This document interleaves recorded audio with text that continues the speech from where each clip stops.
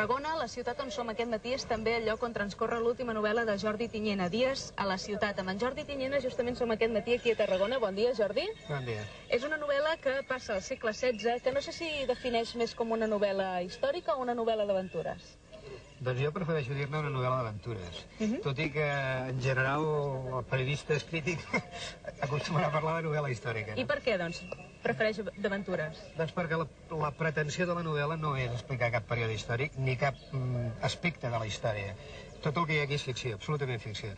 De història té purament que s'ambienta al XVI. Podria inventar-se el XX i tindria exactament igual.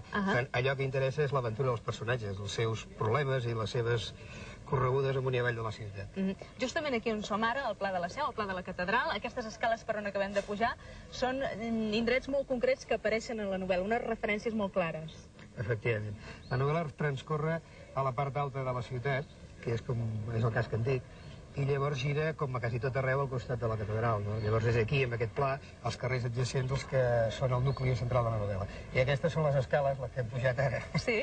Són les escales per on cau Cristià Benten, es trenca una camisa de cada la ciutat, que és el desencadenant de les aventures que passaran.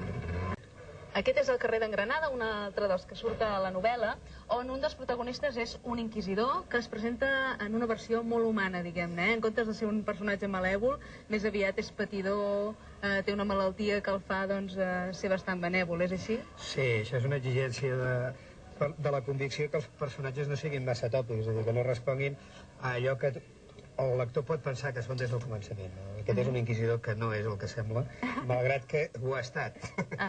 Sí, perquè també s'ha encarregat de portar la foguera més d'una persona, A més d'un, sí. I a més té un altre personatge que l'acompanya sempre, que és molt curiós, que és un fantasma. I té converses amb un fantasma, Sí, és el fantasma d'un heretge, que a la novel·la ve a tenir una funció com una mena de consciència, una mena de recordatori permanent per l'inquisidor d'allò que fa i d'allò que no va fent, però a mesura que canvia l'inquisidor també canvia l'actitud del fantasma. Al principi és molt polemista amb ell sobre qüestions doctrinals, després és molt foteta.